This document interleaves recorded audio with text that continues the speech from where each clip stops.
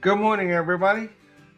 This morning we're going to conclude the week of reviews with another record in my collection that was very instrumental in forming my love of rock and roll and forming my love of music in general. Um, Neil Young's After the Gold Rush, which was released in September of 1970. And the reason I say it was a very a very formative record for me is that it was the first or the second Neil Young record I ever bought. Actually, it was the second CD I ever bought. Um, the first was Neil Young's Harvest, and I actually bought those at the same time. Um, like I said, this was released in September of 1970, and during the recording of After the Gold Rush, Neil was going through marital troubles with his first ex-wife, Susan Acevedo, and she and him weren't getting along quite well. So Neil was kind of spending a lot of time in the recording studio recording the record. And some of the tracks from After the Gold Rush can be found on early days in early demo form. And actually, I'm going to put a link up in the cards to our review of Early Days in case you missed it.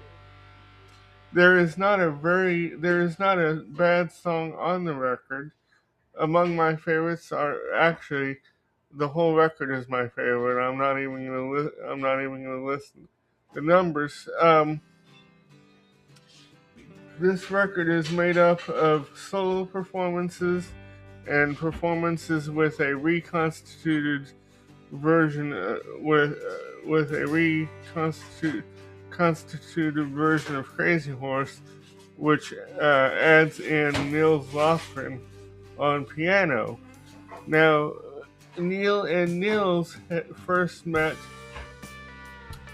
when Nils came to see Neil at the cellar door in Washington, D.C. during Neil's solo stint at the cellar door, which, by the way, I will also place the link up in the cards for a review of the Neil Young Live at the Cellar Door record as well. And so Nils joins Neil and Crazy Horse on piano, which is an instrument that Nils had never played before. And actually, the story goes, Nils was working out the piano part to Southern Man, and Neil heard him because Nils started out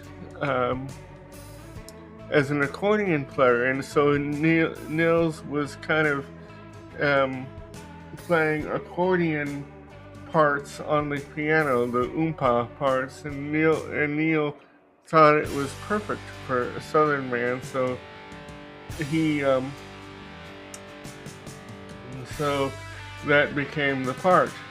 And Neil and Nils have worked together countless times over the years, most recently on a couple Crazy Horse records, which one of which we will be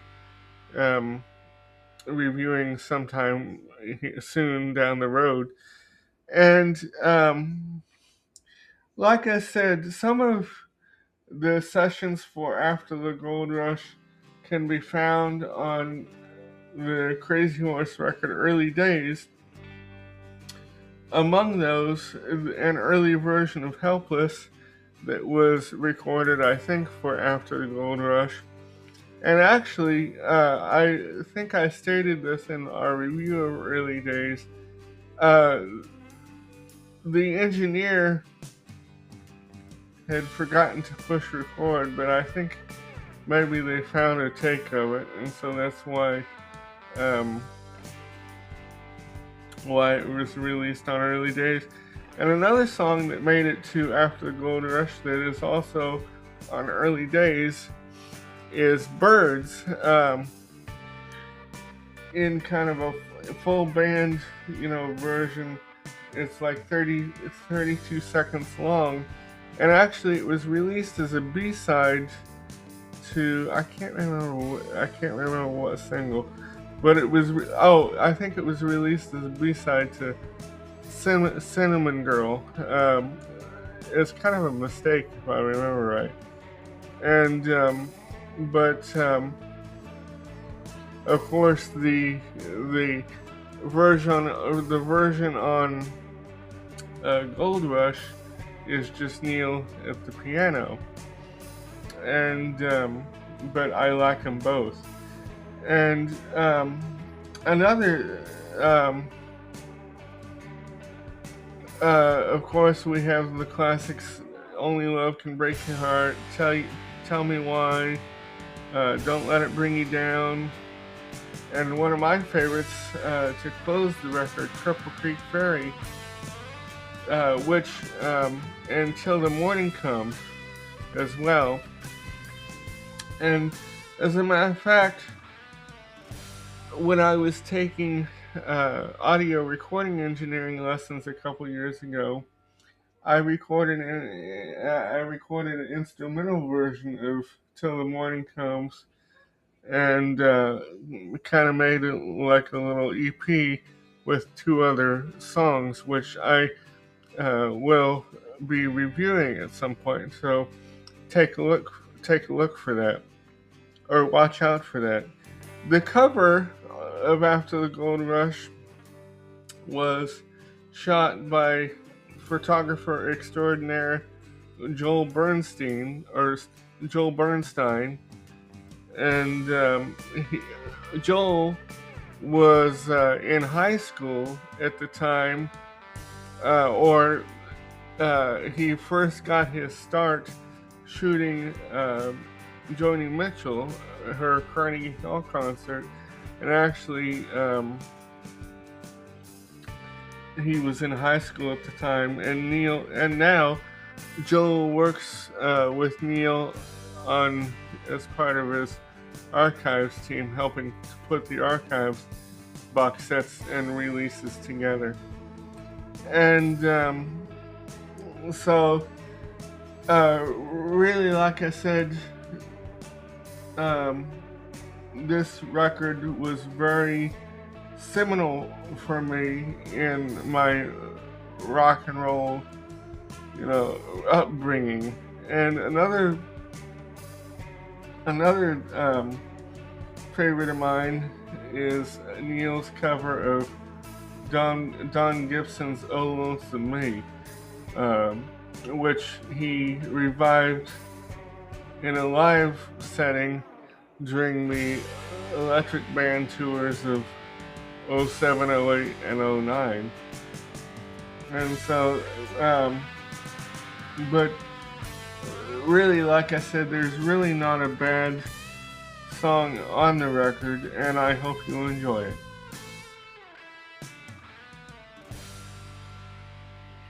I give this 5 stars.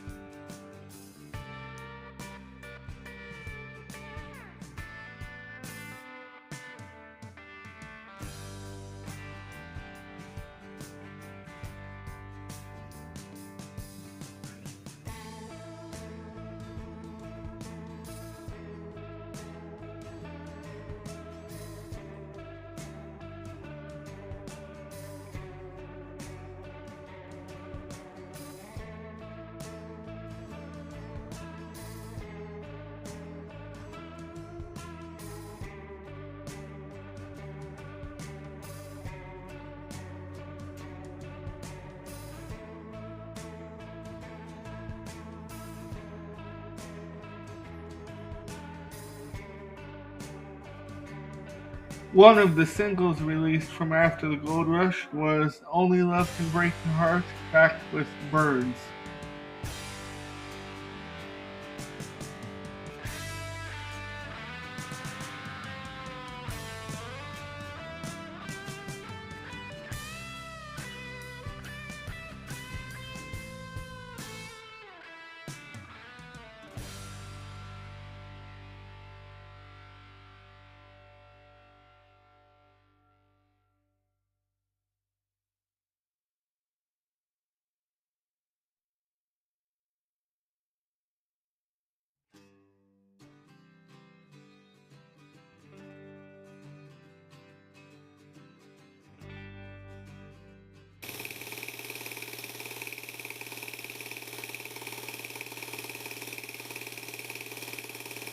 Shot and produced by Adam Barr, screen recordings taken from Wikipedia, photo taken from Google Images, audio and video provided by WeVideo and the YouTube Music Library.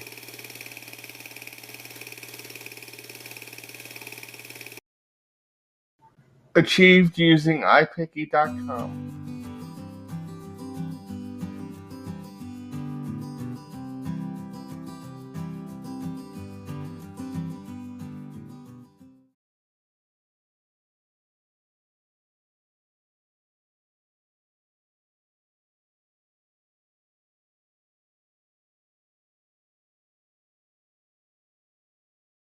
I wanted to tell you a bit more. First of all, there's another version of Birds that is probably my all-time favorite version, with Neil and Graham Nash and Neil on guitar. It's just gorgeous.